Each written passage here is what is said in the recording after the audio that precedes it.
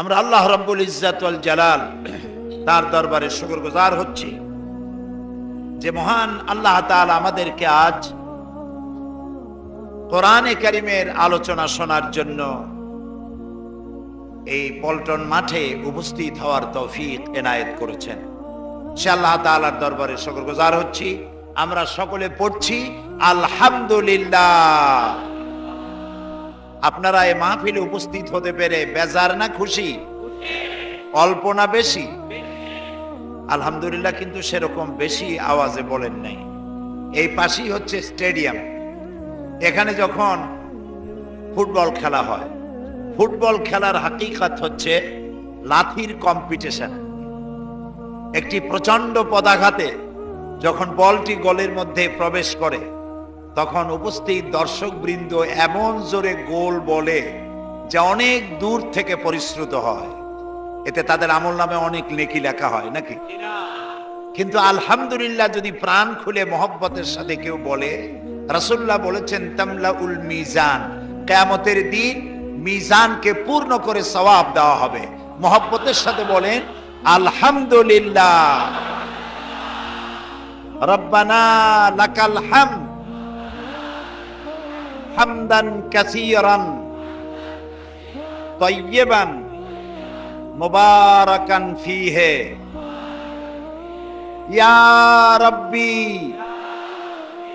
লাকাল হামদু কামা ইয়ানবাগি লিজালালি ওয়াজহিকা ওয়া আযীমি সুলতানিকা। আমরা প্রাণ ভরে বিশাল আকাশের মালিক, বিস্তীর্ণ এই জমিনের মালিক, সাগর নগর পাহাড় পর্বত কুল কায়নাতের মালিক, আমাদের স্রষ্টা, আমাদের রব, আমাদের মনিব আল্লাহ তাআলার শুকরিয়া আদায় করলাম। আবারও বলি আলহামদুলিল্লাহ। প্রিয় ভাই সব, হযরতে লোকমান বলছেন ইয়া বুনাইয়া আকিমিস সালাতা ওয়া আমুর বিল মা'রুফ ওয়ানহা আনিল মুনকার ওয়াসবির আলা মা আসাবাক ইন্না যালিকা মিন আজমিল উমুর। হে কলিজার টুকরা সন্তান, আকিমিস সালাত, নামাজ প্রতিষ্ঠা করো। জোরে কন্না সুবহানাল্লাহ। আমরা পিতা, আমরা এখানে অনেকে পিতা আছি, আমরা কি আমাদের সন্তানকে ডেকে নিয়ে ও আমার কলিজার টুকরা যেখানেই থাকো বাবা নামাজটা ঠিক মতো আদায় করো, এই নসিহত কি করতে পারছি? কয়জনে পেরেছি? যারা পেরেছি আলহামদুলিল্লাহ, যারা পারি নাই তওবা করতে হবে আল্লাহর কাছে। এখন থেকে আমরা আমাদের সন্তানদেরকে নামাজে উদ্বুদ্ধ করব। আল্লাহ যেন কবুল করেন, বলেন আমিন। আকিমিস সালাত। হযরতে লোকমান তার সন্তানকে প্রথম নসিহত করলেন আল্লাহর সাথে শরীক করো না। দ্বিতীয় নসিহত করলেন ছোট্ট আমলও যদি হয় আল্লাহ কিয়ামতে উঠায় তোমারে দেখায় দিবেন, কাজী খারাপ আমল করো না। 3 নম্বরে নসিহত করলেন ও আমার কলিজার টুকরা সন্তান, নামাজ প্রতিষ্ঠা করো। আকিমিস সালাত। মুসলমান জীবনের সর্বপ্রথম ফরজ দায়িত্ব কি? বলেন না সবাই? নামাজ। নামাজ নামাজ হচ্ছে মুসলমান জীবনের সর্বশ্রেষ্ঠ ইবাদত। এই নামাজ যার নাই কি হবে তার? বলছি, নামাজ হলো মূলত জিন্দেগি। আমরা হচ্ছি ছোট, আমরা কি বলেন? আমরা গোলাম। বলেন তো আমরা কি? আমরা যে গোলাম সে কথা বলতে কি শরম হয়? লজ্জা হয়? কারণ এটা লজ্জা হতো যদি আমরা কোনো মন্ত্রীর গোলাম হইতাম, আমরা কোন পীর সাহেব অথবা খাজা বাবার গোলাম হইতাম, তাহলে নিশ্চয়ই লজ্জা করতো, ঠিক কিনা বল? আমরা গোলাম কার? এক আঙ্গুল আকাশের দিকে উঁচু করে চিৎকার দিয়ে বলেন গোলাম কার? আলহামদুলিল্লাহ বলেন আলহামদুলিল্লাহ।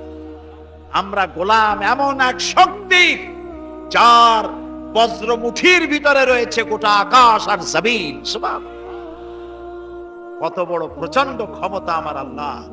কোরআন শরীফে আছে আল্লাহ তাআলা বলেন কিয়ামতের দিন 7টা আকাশ কাপড়ের মতো আমি ডান হাতের মধ্যে পেঁচায় নেব। সুবহানাল্লাহ, কি প্রচন্ড ক্ষমতার মালিক আল্লাহ তাআলা হচ্ছেন সর্বশ্রেষ্ঠ। আমরা বলি আল্লাহু আকবার, তিনি সর্বশ্রেষ্ঠ। ওই যে স্লোগানের কথাটা বলছিলাম, এই জন্য বলি আমাদের জন্মই হয়েছে আল্লাহু আকবার স্লোগান শুনে, ঠিক না? আমরা যখন প্রথম পৃথিবীতে আসছিলাম মায়ের পেট থেকে, তখন আমাদের কানে কি শোনানো হয়েছিল? জোরে কোন? আজানের প্রথম শব্দ কি? ইকামতের প্রথম শব্দ কি? জানাজা জীবনের শেষ নামাজ কোনটা? এর প্রথম শব্দ কি? এর শেষ শব্দ কি? তাহলে বোঝা গেল আমার জন্ম থেকে শুরু করে মৃত্যু পর্যন্ত আমাকে ঘোষণা করতে হবে আল্লাহু আকবার। সিনার সবটুকু শক্তি দিয়া বলেন আল্লাহু আকবার। আল্লাহ সর্বশ্রেষ্ঠ, আলহামদুলিল্লাহ। আল্লাহ সর্বশ্রেষ্ঠ আর আমরা গোলাম। আমরা কি? চিল্লায় বলে আমরা গোলাম। অনেক লোককে আমি বলতে শুনেছি আমি অমুক পীর সাহেব কেবলা হুজুরের গোলাম। নাউযুবিল্লাহ। পীর সাহেব কেবলা তো অনেক দূরের কথা, আমরা রাসূলুল্লাহর গোলামও নই। আমরা গোলাম কার? পৃথিবীতে কোন নবী এ কথা বলতে আসেন নাই যে আমার গোলামি করো। সমস্ত নবীরা বলেছেন কার গোলামি করো? আমরা নবীর উম্মত। আর গোলাম কার? এখন আল্লাহ তিনি হচ্ছেন সর্বশ্রেষ্ঠ আর আমি হলাম গোলাম। আমি যে গোলাম সেটার প্রমাণ দিতে হবে নামাজের মধ্য দিয়ে। সুবহানাল্লাহ। আমাকে ছোট করার জন্য প্রত্যেক মানুষের মধ্যে কিছুটা অহংকার, ফখর, কিবর, প্রত্যেকটা মানুষের মধ্যে কিছু না কিছু থাকতে পারে। আল্লাহ আমাদেরকে মাফ করুন, বলি আমিন। জাররা পরিমাণ, সরিষা পরিমাণ কিবর, অহংকার যদি কারো দিলের মধ্যে থাকে আল্লাহ জান্নাতে যেতে পারবে না। আল্লাহ তাআলা বলেছেন আল কিবরিয়াউ রিদাই, অহংকার আমার চাদর। সুবহানাল্লাহ। যে ব্যক্তি মানুষ হয়ে অহংকার করে সেজন্য আমার চাদর নিয়ে টানাটানি করে। নাউযুবিল্লাহ। অনেক লেখাপড়া জানো তাই তোমার অহংকার। ইংরেজিতে কথা কইতে পারো সেইটা তোমার অহংকার। লন্ডন আমেরিকায় যায় দেখো যারা জুতা সাফ করে তারাও ইংরেজিতে কথা কয়। আরবিতে কথা বলতে পারো সেই অহংকার। আরব বিশ্বে যায় দেখো যারা রাস্তা ঝাড়ু দেয় তারাও আরবিতে কথা কইতে পারে। সুতরাং শিক্ষার অহংকার, লেখাপড়ার অহংকার, বংশের অহংকার, ক্ষমতার অহংকার, কোন অহংকার করো না। অহংকার কেবল কে করতে পারে? আল্লাহ, আল্লাহ, আল্লাহ। আমি যে গোলাম এটার প্রমাণ দিতে হবে নামাজের মধ্যে দিয়ে। কিভাবে? আমি যখন নামাজে দাঁড়ায় যাব, আমার নামাজ, এটি আমার নামাজ মানে হলো সালাত শব্দের অর্থ হলো নৈকট্য অর্জন করা। সালাতের মানে হচ্ছে নিকটবর্তী হওয়া। সালাতের অর্থ হলো মুতাওয়াজ্জা হওয়া। হযরত ইব্রাহিম আলাইহিস সালাম বলেছিলেন ইন্নী ওয়াজ্জাহতু ওয়াজহিয়া লিল্লাযী ফাতারাস সামাওয়াতি ওয়াল আরদা হানিফা ওয়া মা আনা মিনাল মুশরিকিন। ইন্নী ওয়াজ্জাহতু ওয়াজহিয়া লিল্লাযী, চতুর্দিক থেকে আমার মুখ ঘুরাই দিলাম সেই আল্লাহর দিকে যিনি আকাশ এবং জমিনের একচ্ছত্র অধিপতি। দাঁড়াই গেলাম কিবলামুখী হইয়া, হাত দুটো কান পর্যন্ত উঠায়া হাত বেঁধে চোখ দিলাম সেজদার কাছে। আমি আসামির মতো দাঁড়ায় গেলাম। সুবহানাল্লাহ। এখন কার দরবার? আল্লাহর দরবার। দেখেন না মসজিদগুলি প্রেসিডেন্ট অথবা কোন দেশের প্রধানমন্ত্রী অথবা মন্ত্রী অথবা লাখো হাজার হাজার মিলিয়ন বিলিয়ন ট্রিলিয়ন ডলারের মালিক কোন মুসলমান আপনার পাশে দাঁড়াইছে, পাশে এক রিকশাওয়ালা পানের দোকানদার দাঁড়াইছে, নামাজ পড়তে গিয়ে হাঁটু বা পা যদি গায়ে লাগে প্রেসিডেন্ট বলতে পারবে বেটা তুই রিকশাওয়ালা তোর পা আমার ঘাড়ে লাগলো কেন, তোরে আমি দোজখে পাঠাবো? পারবে বলতে? পারবে না, কারণ এটা আপনার বঙ্গভবন না, এটা মসজিদ। एक ही सब में खड़े हो गए महमूद अयाज, एक ही सब में खड़े हो गए महमूद अयाज। न कोई बंदा रहा न कोई बंदा বান্দা নওয়াজ। একই কাতারে সম্রাট মাহমুদ আর তার ভৃত্য আয়াজ দাঁড়ায় গেছে। এখন ভৃত্যও নাই, এখন সম্রাটও নাই, দুজন আল্লাহর গোলাম হয়ে গিয়েছে। আমি যখন দাঁড়ালাম তখন আমি আল্লাহর গোলাম হয়ে গেলাম। রুকুতে যখন গেলাম আমার অহংকার শেষ। সেজদা যখন দিলাম তখন মাটির সাথে আমার অহংবোধকে মিটাই দিলাম। এই কপাল সৌভাগ্যের প্রতীক, আর এই নাক মর্যাদার প্রতীক। কথা বুঝেন? নাক সম্পর্কে লোকেরা বলে যে ভাই আমার তো নাক কাটা গেছে। কেমনে? এই মেয়েতে এমন কাম করছে, ভাইতে এমন কাম করছে, নাক কাটা গেছে। আসলে কি নাক কাটা গেছে নাকি? কেন বলে? মর্যাদা খাটো হয়েছে, সেই জন্য বলে নাক কাটা গেছে। লোকেরা কয় ভাই আমার তো কপাল পুড়ছে। আগুন লাগছিল, পুড়লো কেমনে? অর্থাৎ ভাগ্য খারাপ হয়ে গেছে। কপালটাকে ধরা হয় ভাগ্যের প্রতীক, আর নাকটাকে ধরা হয়। এখন যদি কোন মুসলমান তার ভাগ্যকে সুপ্রসন্ন করতে চায় আর তার মর্যাদা যদি দুনিয়া আখিরাতে বাড়াতে চায়, তাহলে দৈনিক 5 বার কপাল আর নাক দিয়ে আল্লাহর দরবারে সেজদা দিয়ে দিতে হবে, গোলামে পরিণত হয়ে যেতে হবে। আল্লাহ ভাগ্য ভালো বানাবেন, মর্যাদাও দিয়ে দিবে। হযরতে মূসা আলাইহিস সালাম পৃথিবীতে এলেন, নবুয়ত যেই দিন পেলেন সেই দিনই আল্লাহ তাকে নামাজ ফরজ করে দিলেন। সুবহানাল্লাহ। সূরা তাহার মধ্যে আল্লাহ তাআলা বলেন, ইন্নানি আনাল্লাহ লা ইলাহা ইল্লা আনা ফা'বুদুনি ওয়া আকিমিস সালাতা লিযিকরি। ইন্নানি আনাল্লাহ, নিশ্চয়ই আমি আল্লাহ, নিশ্চয়ই আমি আল্লাহ। লা ইলাহা ইল্লা আনা, আমি ছাড়া কোনো ইলাহ নাই। ফা'বুদুনি, অতএব আমার ইবাদত করো, আমার দাসত্ব করো। ওয়া আকিমিস সালাতা লিযিকরি, আর আমার শরণার্থে নামাজ কায়েম করো। সুবহানাল্লাহ। সুতরাং এই নামাজ আল্লাহ তাআলা শিখাচ্ছেন। বলো, কে বলতেছেন? আল্লাহ তাআলা বলছেন, বলো কুল ইন্না সালাতি ওয়া নুসুকি ওয়া মাহইয়ায়া। জানেন না? জানেন? গলা ছেড়ে দিয়ে পুরুষের মতো পড়েন, কুল ইন্না সালাতি ওয়া নুসুকি ওয়া মাহইয়ায়া ওয়া মামাতি লিল্লাহি রাব্বিল আলামিন। আল্লাহ তাআলা বলেন, বলো নিশ্চয়ই আমার নামাজ, আমার কুরবানি, আমার হায়াত আর আমার মওত সবকিছু আল্লাহ রাব্বুল আলামিনের জন্য নিবেদিত। যে ব্যক্তি নামাজ পড়ে না, মুসলমান দাবি করার কোনো হক নাই, কোনো অধিকার নাই। রাসূলুল্লাহ বলেছেন, হাদিস শুনুন, রাসূলুল্লাহ বলেছেন যে ব্যক্তি নামাজ পড়ে না তার উপরে আল্লাহর কোনো দায়িত্ব নাই। যে ব্যক্তি ইচ্ছে করে নামাজ ছেড়ে দেয়, আল্লাহ এবং রাসূলের সাথে তার সমস্ত সম্পর্ক কাট হয়ে যায়। নাউজুবিল্লাহ বলেন। আল্লাহর সাথে যদি সম্পর্ক না থাকে, কয়দিন থাকবেন দুনিয়ায়? কয়দিন? যে ধাক্কাটা লাগলো তামিলনাড়ু, শ্রীলঙ্কা, মালদ্বীপ, ইন্দোনেশিয়া, মালয়েশিয়া, যে ধাক্কাটা লাগলো মাত্র 1.5 মিনিটে সাতিয়ানাশ হয়ে গেছে। সুবহানাল্লাহ কইতে ইচ্ছে করে না? আমাদের দেশে পুকুরে যে কম্পন হলো, জলকম্পন, পানিতে যে কম্পনটা হয়েছিল, ওই কম্পনটা যদি মাটিতে হইতো, ঢাকা শহরে অপরিকল্পিতভাবে যে শহর গড়ে উঠেছে তছনছ হয়ে যেত। কোন সাহসে আল্লাহর নামাজ আদায় করো না? সাহসটা কি? মন্ত্রী হয়েছে, এমপি হয়েছে? এরকম মন্ত্রী এমপি আল্লাহ অনেক দেখছে, এরকম অনেক প্রেসিডেন্ট আল্লাহ দেখছে। আল্লাহর কাছে এগুলি ছাতাপাতাও না।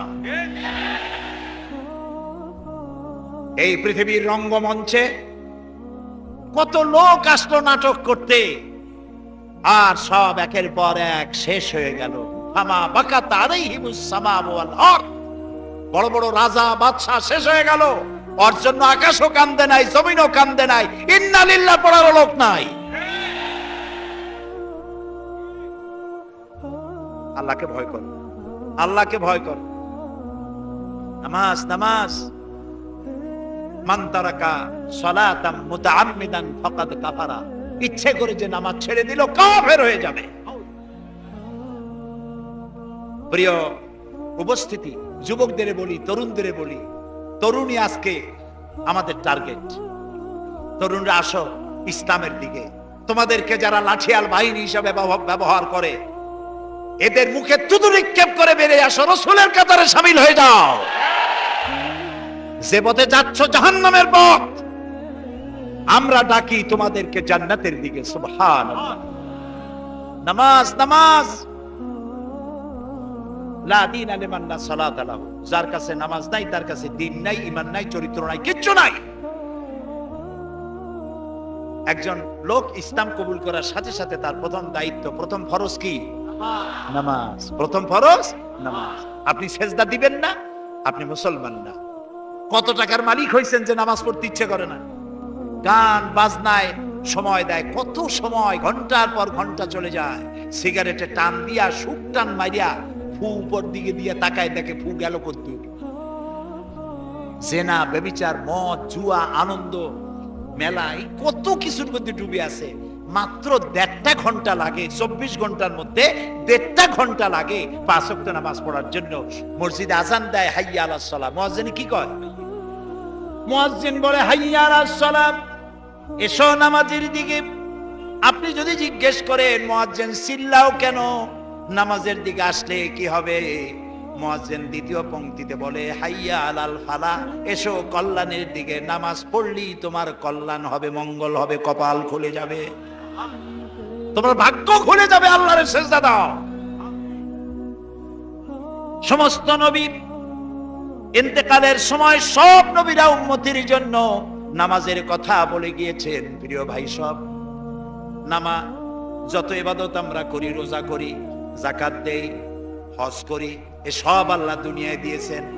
নামাজের এত বড় গুরুত্ব যে আল্লাহ রাব্বুল আলামিন এই নামাজকে, আল্লাহ তার নবীকে আরশে আজিমে ডেকে নিয়ে নামাজ উপহার দিয়েছে। গুরুত্ব কি কম না বেশি? কয় ওয়াক্ত দিছিলেন আল্লাহ? মনে আছে? 50 ওয়াক্ত। মুসা আলাইহিস সালামের সাথে দেখা হলো, তিনি জিজ্ঞেস করলেন, ইয়া রাসূলুল্লাহ, আল্লাহ আপনারে কি দিল উপহার? তিনি বললেন, আমারে আল্লাহ 50 ওয়াক্ত নামাজ দিছে। রাসূলুল্লাহ হযরত মুসা আলাইহিস সালাম বললেন, আপনার উম্মতে 50 ওয়াক্ত নামাজ পড়তে পারবে না, খুব কষ্ট হবে, আপনি আল্লাহরে কোন যেন কমায় দেয়। তিনি গেলেন, আল্লাহ তাআলা 10 ওয়াক্ত কমায় দিলেন।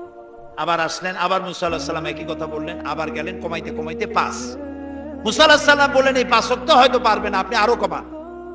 রাসূলুল্লাহ বললেন মুসা আলাইহিস সালামকে যে আমার পক্ষে আর সম্ভব না, আল্লাহ আমারে দিতে চায় আর আপনি খালি কোন কমান। আমার এখন শরম করে আল্লাহর কাছে, আমি কেমনে কই যে আরো কমান। রাসূলুল্লাহর এই মনোভাব আল্লাহ বুঝতে পারলেন। আল্লাহ রাব্বুল আলামিন বলেন, আমার নবী, আমি তো 50 ওয়াক্তই দিয়েছিলাম, আপনার কনসেশনের দাবিতে আমি কমাতে কমাতে 5 ওয়াক্তই দিয়ে দিলাম, কিন্তু আমি তো বলেছি 50 ওয়াক্তের কথা। আমার যে মুমিন বান্দা 5 ওয়াক্ত নামাজ সঠিকভাবে আদায় করবে, আমি রব্বুল আলামিন 50 ওয়াক্তের সওয়াব দিয়ে দেব। তো যে ব্যক্তি 5 ওয়াক্ত নামাজ পড়লো, সে গেইন করলো কত ওয়াক্ত? জোরে বলেন। 5 ওয়াক্ত যে আদায় করলো, 50 ওয়াক্ত গেইন করলো। আর যে 5 ওয়াক্ত আদায় করলো না, 50 ওয়াক্ত লস করলো। এবার বলেন ভাইরা, শয়তান আল্লাহর হুকুম নষ্ট করছিল কয়টা? বলেন। মাত্র একটি হুকুম লঙ্ঘন করেছিল শয়তান, নাম ছিল ইবলিস। হয়ে গেল কি? শয়তান। কন্যা কি হইল? জম্মের মতো শয়তান হয়ে গেল একটা হুকুম লঙ্ঘন করে। এবার বলেন তো, 5 ওয়াক্ত নামাজের মধ্যে আল্লাহর হুকুম কয়টা? কি কথা? 5 ওয়াক্ত নামাজে আল্লাহর হুকুম 17টা। বলেন না কয়টা? শয়তানে সারা জীবন একটা হুকুম লঙ্ঘন করেছে। আর যে মুসলমান নামধারী দৈনিক 5 ওয়াক্ত নামাজ নষ্ট করে, সে আল্লাহর 17টা হুকুম লঙ্ঘন করে প্রতিদিন। শয়তান তাকে দূরের থেকে সেলুট মারে, বাবা তুমি আমার বাপ না, তুমি আমার দাদা। কারণ একটা হুকুম লঙ্ঘন করে আমি হইছি শয়তান, আর তুমি দৈনিক 17টা হুকুম ভাঙবো আল্লাহ, তোমার উপরে তো গজব হবে। শয়তান এই জন্য ওই ট্রাকের পিছনে লেখা আছে না, বিপদ মুক্ত দূরত্ব বজায় রেখে চলুন। শয়তান ও বেনামাজি থেকে বিপদ মুক্ত দূরত্ব বজায় রেখে চলে। কোন ফাঁকে ওর গপরে গজব হয় সে ভয়তে শয়তান তার থেকে দূরে থাকে। শয়তানের চাইতেও নিকৃষ্ট যে মুসলমান নামাজ পড়ে না। মুসলমান ভাইরা, হযরত লোকমান তার সন্তানকে ছোট্ট অবস্থায় বলতেছেন, বাবা ও আমার কলিজার টুকরা, নামাজ ছেড়ে দিও না। সুবহানাল্লাহ কোন। আজকে বাড়ি যাইয়া বউরে, ছেলের মেয়েরে নামাজের কথা বলবেন? বলবেন নামাজের কথা? আল্লাহর নবী ইন্তেকাল করবেন, তার 5 দিন আগে প্রচন্ড জ্বর হলো রাসূলুল্লাহ। এই প্রচন্ড জ্বরে তিনি কখনো হুঁশে আসেন, কখনো বেহুশ হয়ে যান। যেদিন ইন্তেকাল করবেন সেদিন তিনি মসজিদে নববীতে প্রবেশ করলেন, মেম্বরের উপরে দাঁড়িয়ে বললেন, আল্লাহ রাব্বুল আলামিন এই পৃথিবীতে তার এক বান্দাকে জাগতিক সব সম্পদ দিতে চেয়েছিলেন, কিন্তু তিনি সমস্ত সম্পদকে উপেক্ষা করে আল্লাহর সঙ্গে দিদার করা পছন্দ করেছেন। কেউ কিছু বুঝলো না। হযরত আবু বকর কাঁদতে থাকলেন। লোকেরা মনে করলো তিনি এত কাঁদেন কেন, রাসূল কার না কার কথা বলেছেন। কিন্তু কেন বৃদ্ধ, বয়োবৃদ্ধ হযরত আবু বকর বুঝতে পেরেছেন তামাম পৃথিবীর সব সম্পদ আল্লাহ তো তার রাসূলকেই দিতে চেয়েছিলেন। নবীজি সবগুলিকে উপেক্ষা করে আল্লাহর সঙ্গে দিদার করা পছন্দ করেছেন। তার মানে হলো অল্প সময়ের ভিতরে, অল্প দিনের ভিতরে তিনি আমাদেরকে এতিম করে শোক সাগরে ভাসিয়ে চলে যাবেন।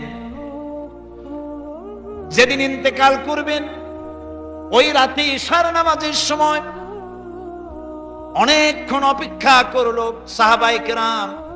রাসূলুল্লাহ যেতে পারেন নাই, তিনি বেহুশ ছিলেন। কিছুক্ষণ পরে রাসূলের যখন হুঁশ এলো, তিনি প্রশ্ন করলেন, আয়েশা মসজিদে নববীতে এখন কি হচ্ছে? তিনি বললেন, লোকেরা আপনার অপেক্ষা করে আপনাকে না পাইয়া আমার বাবার ইমামতিতে সাহাবীরা নামাজ পড়তেছেন। কিন্তু সাহাবীরা সবাই কাঁদতেছে। তাদের সবার ধারণা রাসূলুল্লাহ যায় নামাজে কেউতে পর্যন্ত দাঁড়াতে পারে নাই। আজ যখন রাসূল নাই, আবু বকর এসে দাঁড়িয়েছেন, বোঝা গেল রাসূলের পেছনে নামাজ পড়া আমাদের কিসমতে আর হবে না। আল্লাহর নবী বলেন, আয়েশা রে মসজিদে নববীর দিকের একটা দরজা খুলে দাও, আমি একটু নামাজের দৃশ্য দেখতে চাই। দরজা খুলে দেওয়া হলো। রাসূলুল্লাহ হযরত আয়েশার কাঁধের উপরে ভর করে মসজিদের নববীর নামাজের দৃশ্য দেখে আবার শুয়ে পড়লেন। হযরত আয়েশা লক্ষ্য করে দেখেন নবীজির চোখের কোনা বেয়ে পানি টপ টপ করে পড়ছে। হযরত আয়েশা প্রশ্ন করলেন, ইয়া রাসূলুল্লাহ নামাজের দৃশ্য দেখে কাঁদেন কেন? নবীজি বললেন, আয়েশা জানো না, এটা কোনো দুঃখের কান্না নয়, এটা আমার তৃপ্তির পানি, আমার সুখের কান্না। এই নামাজের জামাতকে কায়েম করার জন্য তায়েফের ময়দানে অনেক রক্ত আমার ঝরেছে। সাহাবায়ে কেরাম জীবন দিয়েছেন, উহুদের মাঠে দান দান শহীদ হয়েছে। সেই কষ্টের পর যে জামাত আমি দেখতে পেলাম, আমার ভবিষ্যতের চিত্র চোখের সামনে ভেসে উঠল। আমার মনে হলো কিয়ামত পর্যন্ত আমার উম্মতের এভাবে নামাজ আদায় করবে। রাসূলুল্লাহ আবার বেহুশ হয়ে বললেন, আজ আর সাহাবীরা কেউ মসজিদ থেকে চলে যান না, সবাই মসজিদ নববীতেই অপেক্ষা করছেন কখন দুঃসংবাদ আসে, সবাই কাঁদতেছেন। রাসূলুল্লাহর হুঁশ এলো গভীর রাত্রে। লক্ষ্য করে দেখেন মসজিদে নববী থেকে কান্নার গুঞ্জরণ হচ্ছে। ঘরের ভিতরে সবাই কান্দে, হযরত ফাতেমা সব থেকে বেশি কাঁদছেন। রাসূলুল্লাহ ফাতেমাকে কাছে ডাকলেন, কানে কানে কি যেন বললেন, কান্না বন্ধ হয়ে গেল। রাসূলুল্লাহ আবার বেহুশ হলেন। হযরত আয়েশা ফাতেমাকে কাছে ডেকে নিয়ে বললেন, ফাতেমা গো, তোমার আব্বু তোমারে কি বললেন যার জন্য কান্না বন্ধ হয়ে গেল? হযরত ফাতেমা বলে, আম্মা আমার আব্বা আমার কানে কানে বললেন, ফাতেমা গো আমার সব সহ্য হয়, তোমার চোখের পানি আমি সহ্য করতে পারছি না, তুমি কেঁদো না। আমি তোমার সুসংবাদ দেই, আমার ইন্তেকালের পরে সবার আগে তোমার সাথে আমার দিদার হয়ে যাবে। হযরত ফাতেমা বলেন, আম্মাজি আমি এই কথার দ্বারা বুঝতে পেরেছি আব্বার ইন্তেকালের পর আত্মীয় স্বজনের ভেতরে সকলের আগে আমার মউত হবে, আর আমার সম্মানিত পিতার সঙ্গে আমার দিদার নসিব হয়ে যাবে। ফজরে রক্ত হলো, নবীজির হুঁশ এলো। তাকিয়ে দেখেন হযরতে জিবরাইল দাঁড়ানো। হযরতে জিবরাইল ডাক দিয়া বলেন, আসসালামু আলাইকা ইয়া রাসূলাল্লাহ, আসসালামু আলাইকা ইয়া হাবিবাল্লাহ, ইন্নাল্লাহা ইয়াকরাউকা সালাম। হে আল্লাহর রাসূল, আল্লাহ আপনাকে সালাম বলেছেন, আর আল্লাহ জানতে চেয়েছেন আপনি কেমন আছেন, যদিও তিনি সবই জানেন। রাসূলুল্লাহ বললেন, জিবরাইল, আমি খুব কষ্টে আছি, ইতিপূর্বে এত কষ্ট আমার কখনো হয় নাই, খুবই কষ্টের মধ্যে আছি। হযরত জিবরাইল বলেন, ইয়া রাসূলাল্লাহ, আজকে একজন নতুন ফেরেশতা আমি সাথে করে নিয়ে এসেছি। আমার পিছনের দিকে তাকায় দেখেন, এই নতুন ফেরেশতা পৃথিবীতে কারো কাছে অনুমতি চায় না, তার কাছে আসার জন্য, আপনার কাছে আসার জন্য সে আজ অনুমতি ভিক্ষা চায়। তার নাম হযরতে মালাকুল মউত। হযরতে মালাকুল মউত বলেন, ইয়া রাসূলুল্লাহ, আমাকে আল্লাহ পাঠাবার সময় বলে দিয়েছেন আমি যেন আপনার কাছে অনুমতি চাই। আপনার জান কবজের জন্য পৃথিবীতে কারো জান কবজের জন্য অনুমতির প্রয়োজন হয় নাই, আর কোনোদিন হবেও না। আপনাকে অনুমতি নিতে বলা হয়েছে। রাসূলুল্লাহ বললেন, মালাকুল মউত, আমি যদি অনুমতি না দেই কি হবে? মালাকুল মউত বলছেন, আমাকে ফিরে যাওয়ার জন্য নির্দেশ করা হয়েছে।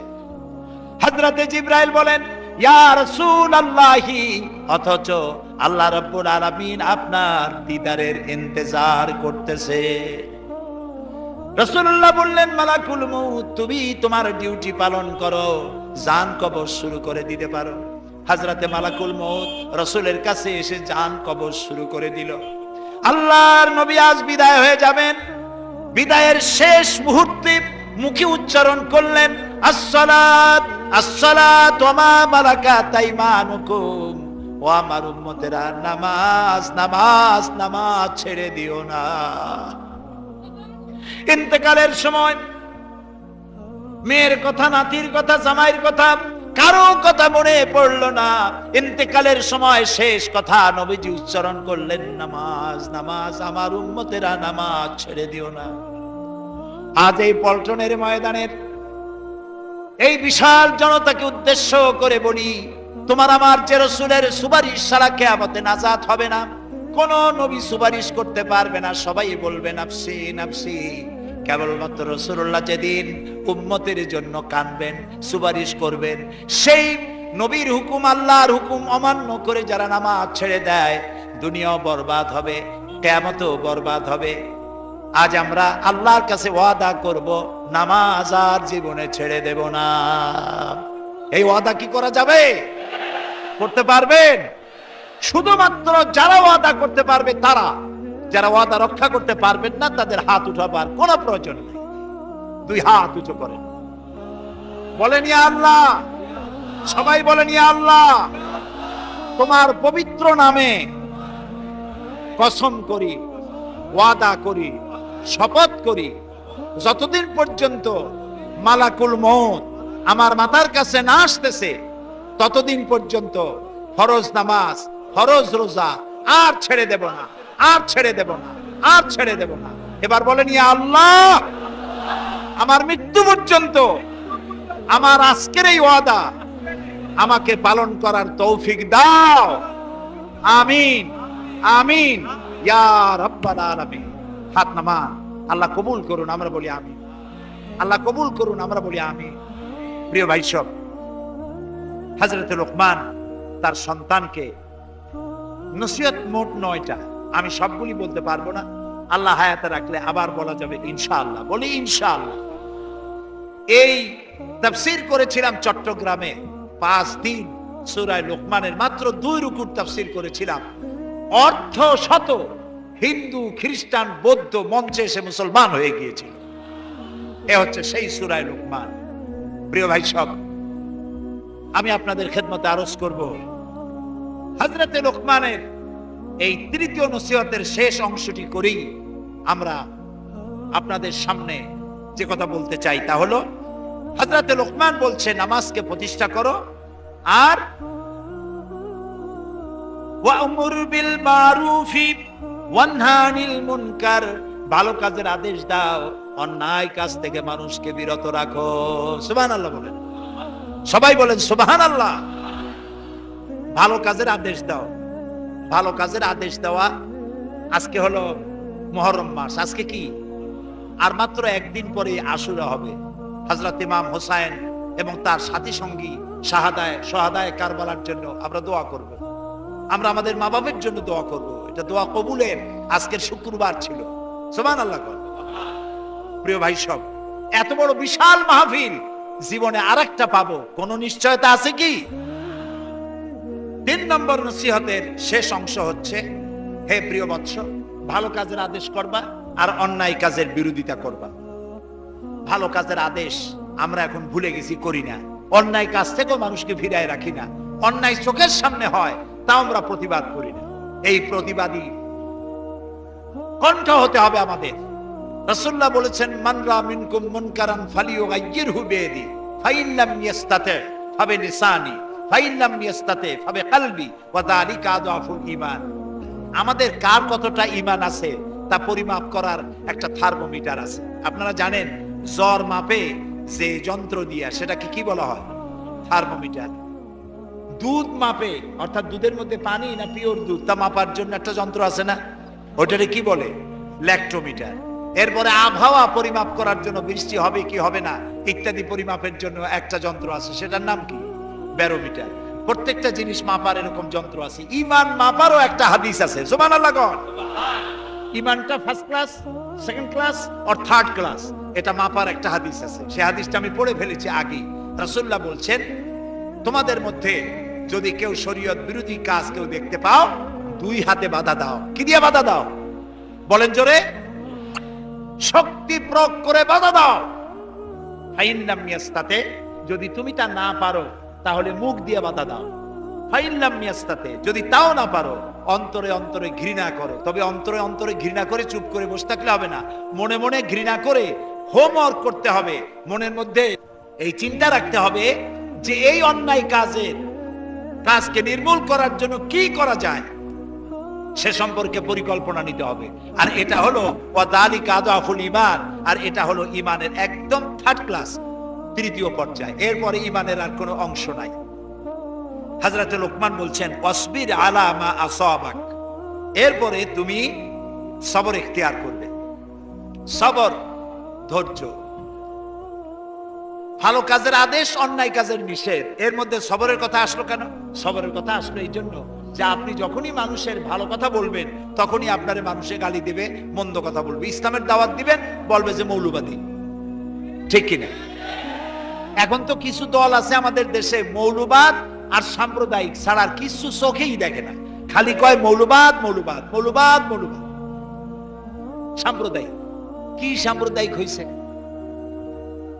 মৌলবাদ কি হইছে? ইসলাম পালন করলে, নামাজ রোজা করলে যদি মৌলবাদ হয়, তাহলে যারা গালি দেয় ওরা যদি নামাজ পড়ে তো ওরাও তো মৌলবাদী। সাম্প্রদায়িক কি হয়েছে? কেন সাম্প্রদায়িক করেন? বাংলাদেশে কি সাম্প্রদায়িকতা বলতে কিছু আছে? এই দেশেও যদি বলে সাম্প্রদায়িক সম্প্রীতি নাই, তাহলে সাম্প্রদায়িক সম্প্রীতি আছে কোন দেশে? ওই দেশের নামটা আমরা শুনতে চাই। বাংলাদেশ পৃথিবীর অন্যতম শ্রেষ্ঠ সাম্প্রদায়িক সম্প্রীতির একটি উজ্জ্বল দৃষ্টান্ত বহন করে চলছে এই বাংলাদেশ। আমরা 1947 সনে একবার স্বাধীন হয়েছি, আবার 71 সনে পূর্ণাঙ্গ স্বাধীনতা লাভ করেছি। ঠিক না ভাই? ওই একই 47-এ ভারতও স্বাধীন হয়েছে, আমরাও স্বাধীন হয়েছি। আমাদের দেশে 47 থেকে নিয়ে এই পর্যন্ত সাম্প্রদায়িক দাঙ্গা, কমিউনাল রায়ট, ধর্মীয় মারামারি, হিন্দু মুসলমানে সাম্প্রদায়িক মারামারি, খুনাখুনি হয়েছে বলেন? হয়ে থাকলে কোথায় হয়েছে বলেন? হয়েছে কোথাও? হয় না। আর যে ভারত আমাদের প্রতিবেশী, 1947 থেকে এই পর্যন্ত সাম্প্রদায়িক দাঙ্গা হয়েছে সে দেশে 20,000 বারেরও বেশি। সেটা নিয়ে কোনো মাথা ব্যথা নেই। সমস্ত মাথা ব্যথা আমাদের দেশ নিয়ে। এইখানে খালি কয় সাম্প্রদায়িক। নামাজ যদি পড়ে, লোকেরা নামাজ পড়ে, রোজা রাখে, ইসলামের কথা বলে, সাম্প্রদায়িক মৌলবাদ এইসব কথা বলিয়া মানুষকে আর ধোকায় ফেলা যাবে না ইনশাআল্লাহ। এখন মানুষ অনেক জাগ্রত। ইনশাআল্লাহ এই দেশে ইসলাম প্রতিষ্ঠিত হবে ইনশাআল্লাহ। সেজন্য আমাদেরকে আরো পথ পাড়ি দিতে হবে, আরো এগিয়ে যেতে হবে। এই দেশকে অকার্যকর এবং ব্যর্থ রাষ্ট্র করার জন্য অনেকে মিথ্যা গল্প তৈরি করতেছে দেশটাকে বদনাম করার জন্য। আপনারা লক্ষ্য করেছেন কিভাবে সর্বনাশ করছে, সেটা হচ্ছে হরতালের নাম করে হরতালের দিনে মেয়ে লোকগুলিকে রাস্তায় নামানো হচ্ছে। এই যুবতী মেয়ে লোকগুলি তারা রিক্সা লাথি দিয়ে জাম করে উঠে ফ্লাইং কিক মারতেছে রিক্সার উপরে, কি এক বাংলা কইয়া, তারপরে ইট মারতেছে পাথরের উপরে, কি বলে বাসের উপরে, আগুন জ্বালায় দিতেছে, রিক্সার আরোহী নামাইয়া মেয়ে লোকেরা থাপড়াইতেছে। নাউযুবিল্লাহি মিন যালিক। আমি জানি না এইসব মেয়ে লোকদের অভিভাবক আছেন কিনা, যদি থাকেন তাহলে অনুরোধ করব আপনারা আপনাদের মেয়েদেরকে ঠেকান, আল্লাহর রাস্তায় ঠেকান। মুসলমান মেয়েদের এগুলি কাজ নয়। আমরা অনুরোধ করব, ঢাকা পৃথিবীর দ্বিতীয় বৃহত্তম মুসলিম দেশ, বাংলাদেশের রাজধানী, এই দেশের ইজ্জত আপনারা দয়া করে নষ্ট করেন না। টেলিভিশনে এইসব ছবি দেখানো হয়, বাংলাদেশে সীমাবদ্ধ থাকে না, সৌদি আরবে দেখে, কুয়েত দেখে, কাতার দেখে, ইউরোপ দেখে, আমেরিকা দেখে, গোটা দুনিয়া দেখে যে মুসলমান মেয়েরা পারে এইভাবে মারামারি করতে, পুলিশের কামড়াইয়া গালের চামড়া উঠাই নিয়ে যায়। নাউযুবিল্লাহ, বলেন নাউযুবিল্লাহ। পুলিশ হয়রান হয়ে যায় এগুলি সামলাতে গিয়ে। আল্লাহ হেফাজত করুক, জোরে কোন আমিন। আহারে কি সর্বনাশটা করতেছে দেশে। দেশ অনেক ভালোভাবে, এই দেশ অনেক ভালোভাবে চলছে অতীতের চাইতে, আলহামদুলিল্লাহ। গত 5 বছরে 26,000 আলেমদেরকে পাবলিক সিকিউরিটি অ্যাক্টে গ্রেফতার করে নির্যাতন করা হয়েছিল। এই 3 বছরে তো একটা আলেমকে গ্রেফতার করা হয় নাই, হইছে বলেন? সে আমলে 252টি মাদ্রাসা বন্ধ করা হয়েছিল, এই আমলে তো একটা মাদ্রাসা বন্ধ করা হইল না। সেই আমলে এই বাইতুল মুকাররম, বাইতুল মুকাদ্দাসের মতো ইহুদিরা যেভাবে 144 দিয়ে রেখেছে, এই বাইতুল মুকাররমকে 144 দিয়ে এই বাইতুল মুকাররমকে ঘেরাও করে রাখা হয়েছিল। বাইতুল মুকাররমের মসজিদের ভেতরে হাজার হাজার মুসল্লিদেরকে পিটাইয়া তাদের রক্ত দিয়ে মসজিদ লাল করে দেওয়া হয়েছিল। এগুলি কি মিথ্যা কথা না সত্য কথা? প্রিয় ভাই সব, এখন তো এগুলি করা হচ্ছে না। আপনারা খামাখা বোমা মারিয়া, মাস্তানি করিয়া, হরতালের নাম দিয়া দেশটারে সর্বনাশ করেন না। দেশ অনেক ভালো আছে, হাজার গুণে ভালো আছে। এর থেকে ভালো হবেটা কি? কি এর থেকে ভালো হবে? এই যে সন্ত্রাস, আলহামদুলিল্লাহ বহুত কমে গেছে। র্যাবের নাম শুনলে তো লুজ মোশন শুরু হয়ে যায় এখন, ঠিক না?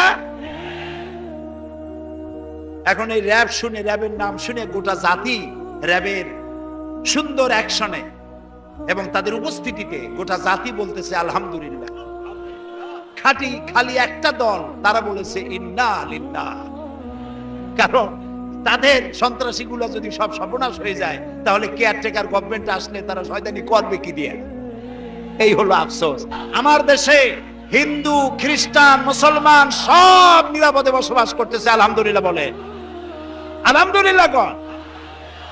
সুতরাং এই পরিবেশকে ধরে রাখার জন্য চেষ্টা করতে হবে। সরকার যেসব অন্যায় কাজ করে সেজন্য প্রতিবাদ করবেন, নিয়ম শৃঙ্খলা গঠনতান্ত্রিক ভাবে আপনারা বিরোধিতা করুন, আমরাও করব। অন্যায় কিছু করলে নিশ্চয়ই করব, 1000 বার করব। যেভাবে চিৎকার করি পল্টনে, সরকার যদি শরীয়তের বিরুদ্ধে, ইসলামের বিরুদ্ধে কোনো পদক্ষেপ গ্রহণ করে, পার্লামেন্টেও গর্জন করে পার্লামেন্ট অচল করে দেবে।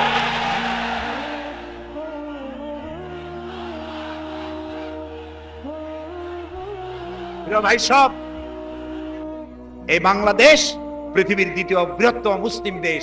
হিন্দু, মুসলমান, খ্রিস্টান, বৌদ্ধ সবাই শান্তিপূর্ণ পরিবেশে আমরা আছি এবং ভবিষ্যতে আরো ভালো হবে ইনশাআল্লাহ। প্রিয় ভাই সব, মোনাজাত করব। মোনাজাতের জন্য দাঁড়ানো ভাইরা এবার বসেন। আর যে নামাজের কথা বললাম, রাসূলুল্লাহ বলেছেন সাল্লু কামা রাআইতুমুনি উসাল্লি, নামাজ পড়ো সেইভাবে যেভাবে আমাকে নামাজ পড়তে দেখেছো। তো রাসূলুল্লাহ কিভাবে নামাজ পড়তেন সে ব্যাপারে অনেক বই আছে। একটি বই আমারও আছে, চরিত্র গঠনে নামাজের অবদান, এই বইটি পাওয়া যাবে। এর মধ্যে কোরআন হাদিস দিয়ে নামাজ কিভাবে পড়লে আল্লাহ কবুল করবেন এবং নামাজ কেন পড়তে হবে বিষয়গুলি এখানে বলা আছে। এ সমস্ত বইপত্র যাওয়ার সময় নিয়ে যাবেন আর ইসলামী পাঠাগারকে সাহায্য করে যাবেন। মোনাজাতের পরে নামাজ জামাতে আদায় করে যাবেন। আল্লাহুম্মা আমিন। রব্বানা যালামনা আনফুসানা ওয়া ইন লাম তাগফির লানা ওয়া তারহামনা লানাকুনান্না মিনাল খাসিরিন। সবাই পড়েন আমার সাথে, রব্বানা যালামনা আনফুসানা ওয়া ইন লাম তাগফির লানা ওয়া তারহামনা লানাকুনান্না মিনাল খাসিরিন। আয় আল্লাহ তাআলা, লাখো জনতা নিয়ে কোরআনে কারীমের তাফসীরের মাহফিলে গুনার বোঝা মাথায় নিয়ে তোমার দরবারে হাত তুলেছি। রব্বুল আলামিন, দয়া করে মেহেরবানি করে আমাদের জিন্দেগীর সকল গুনাহ খাতাকে মাফ করে দাও। আয় আল্লাহ তাআলা, জেনেও গুনাহ করেছি, না জেনেও করেছি, বুঝেও করেছি, না বুঝেও করেছি, ছোট বড় বহু গুনাহ দিয়া জীবনকে ভরে ফেলেছি। মাবুদ গো, দয়া করে মেহেরবানি করে আমাদের জিন্দেগীর গুনাহ মাফ করে দাও। আয় আল্লাহ তাআলা, আমাদের মধ্য থেকে মা বাপ যদি দুনিয়া থেকে বিদায় হয়ে গেছে, আল্লাহ তাআলা মা বাপের কবরগুলিকে জান্নাতের টুকরায় পরিণত করে দাও। রব্বুল আলামিন, আমাদের আব্বা জান যাদের মারা গেল, কত কষ্ট করে আমাদেরকে মানুষ করেছেন, লেখাপড়া শিখিয়েছেন, জায়গা জমি করেছেন, বাড়ি ঘর করেছেন, যাওয়ার সময় একদম খালি হাতে চলে গেছেন। বছরের পর বছর, যুগের পর যুগ চলে গেল, কবরের ভিতরে কোন হালতে আছে জানি না। আল্লাহ তাআলা, আমাদের বাপ জানজাত মারা গেছে, কবরটাকে জান্নাতের টুকরা বানাও। রব্বুল আলামিন, আমাদের জনম দুঃখিনী গর্ভধারিণী মা যাদের বিদায় হয়ে গেল, আল্লাহ তাআলা মা যাদের বিদায় হয়েছে, কবরটাকে বেহেশতের বাগান বানায় দাও। মা আমাদেরকে পেটে নিয়ে কত কষ্ট সহ্য করেছেন, ডেলিভারিতে কষ্ট বরদাস্ত করেছেন, 2-2.5 বছর পর্যন্ত বুকের দুধ খাওয়াইয়া মানুষ করেছেন। আল্লাহ তাআলা বিরক্ত হন নাই, মারধর করেন নাই। ওই মা যার বিদায় হয়ে গেল, কবরটাকে বেহেশতের টুকরা বানায় দাও। রব্বির হামহুমা কামা রব্বায়ানি সগীরা।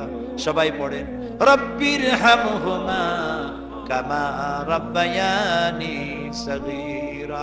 আবারও পড়েন, রব্বির হামহুমা কামা রব্বায়ানি সগীরা। আয় আল্লাহ তাআলা, তাম পৃথিবীতে আজ মুসলমানদের উপরে চরম জুলুম চলতেছে। ইরাকের মুসলমানেরা আমাদের আত্মীয় স্বজন কেউ হয় না, বাবা খালু মামা কিছুই হয় না। ইরাকের মুসলমানদের সাথে আমাদের ইমানের সম্পর্ক, আল্লাহ তাআলা একটা স্বাধীন দেশ তছনছ করে দিল। অস্ত্র তালাশের নাম করে পবিত্রা সতীসাধ্বী মেয়ে লোকের গায়ে হাত দিল। মুসলমানদেরকে কয়াত করিয়া কারাগারের ভিতরে মুসলমান বন্দীদেরকে উলঙ্গ করে মুখের উপরে কাফের সৈন্যরা পেশাব করে দিল। কুত্তার বেল্ট মুসলমানের গলায় পরাইয়া রাস্তায় রাস্তায় টানলো। মাবুদ, তুমি দয়া করে মুসলমানদের দিকে আর একবার রহমতের নজরে তাকাও। আল্লাহ তাআলা, ইরাকের মুসলমানদের হাতে ইরাককে উঠায় দাও। গোটা দুনিয়ার মুসলমান দেশগুলিকে যে জালেম আল্লাহ তাআলা নাস্তানাবুদ করার জন্য পরিকল্পনা নিয়েছে, আল্লাহ তাআলা ওই জালেমকে তোমার গজবের হাতে আমরা সুপর্দ করে দিলাম। রব্বুল আলামিন, ওই জালেমকে তোমার গজবের হাতে আমরা সুপর্দ করলাম। রব্বুল আলামিন, কাশ্মীর, সুদান, আফগান, ইরাক, দুনিয়ায় প্যালেস্টাইন সহ দুনিয়ায় যত জায়গায় মুসলমানেরা বিপদে আছে, আল্লাহ তোমার হাবিবের সাদকায় দয়া করে মুসলমানদের উপরে রহম করো।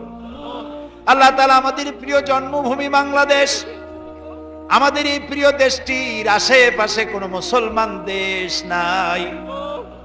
আল্লাহ তাআলা, তুমি তাকায় দেখো, দুনিয়ায় প্রত্যেকটা মুসলমান দেশের পাশে আরো 2-1টা মুসলমান দেশ আছে। আমরা এমন জায়গায়, আমাদের পাশে আমাদের কোনো ভাই নাই। রব্বুল আলামিন, নবী পাই নাই, নবীর সাহাবীও দেখি নাই। বাংলাদেশে আল্লাহ তাআলা তুমি আমাদেরকে পাঠিয়েছো, এই জমিনের স্বাধীনতাকে আল্লাহ কিয়ামত পর্যন্ত হেফাজত করো। রব্বুল আলামিন, এই জমিনে কারা যেন বোমা মারে, গ্রেনেড মারে, দেশটারে বদনাম বানায় দিল, মানুষগুলো হত্যা করলো। আল্লাহ তাআলা, কারা করে আমরা চিনি না, তুমি চেনো। রব্বুল আলামিন যারা গ্রেনেড মারে, বোমা মেরে মানুষ হত্যা করে, তুমি তাদের হেদায়েত করে দাও আল্লাহ, তুমি তাদের হেদায়েত করে দাও। তোমার ইলমে যদি জানা থাকে ওদের কপালে হেদায়েত নাই, তাহলে নমরুদ আর হামান যেমনে তুমি ধ্বংস করেছো, আল্লাহ তাআলা যারা বোমা মারে, গ্রেনেড মারে, মানুষ হত্যা করে, ওদেরকে গজব দিয়া, লানত দিয়া এই শয়তানগুলির হাত থেকে বাংলাদেশে বাঁচাইয়া দাও রব্বুল আলামিন। আয় আল্লাহ তাআলা, আমরা আমাদের সন্তানদের জন্য দোয়া করি, আল্লাহ তুমি আমাদের সন্তানদেরকে নামাজি বানায় দাও। বেনামাজি সন্তানের বাপ হিসাবে কিয়ামতে আমাদেরকে উঠায়ো না, বেনামাজি বেপরদা স্ত্রীর স্বামী হিসাবে আমাদেরকে কিয়ামতে উঠায়ো না। আমাদের সকলকে আল্লাহ তুমি হেদায়েত নসিব করে দাও। সবাই দোয়া করুন। মা বোনেরা কষ্ট করে এসেছেন, আল্লাহ তাআলা মা বোনদের রোগ ব্যাধি মাফ করে দাও। আল্লাহ তাআলা যাদের সন্তান নাই, নিঃসন্তানীকে সন্তান দিয়ে দাও। স্বামী স্ত্রীর মধ্যে যাদের মিল মহব্বত নাই, আল্লাহ মিল মহব্বত পয়দা করে দাও।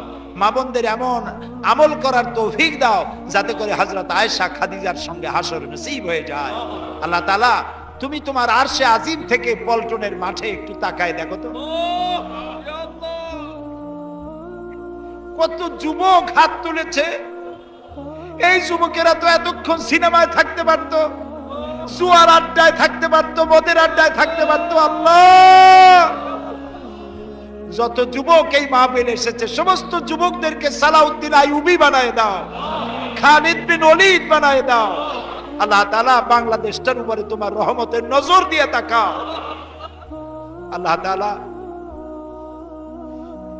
রব্বুল আলামিন, রোগাক্রান্ত রোগীরা অনেকেই দোয়া চেয়েছেন, আল্লাহ তাআলা যারা হসপিটালে আছেন, যারা জীবন নিয়ে ঝুঁকতেছেন, আল্লাহ তুমি দয়া করে রোগীদেরকে শেফায়ে আজেলা, শেফায়ে কামেলা দান করে দাও। কয়েক মুহূর্ত আমি আপনাদের জন্য ছেড়ে দিলাম, মাথা নিচু করে, চক্ষু বন্ধ করে, যার যার মনের কথা আল্লাহকে খুলে খুলে বলে, দোয়া কবুল হবে ইনশাআল্লাহ, দোয়া কবুল হবে ইনশাআল্লাহ।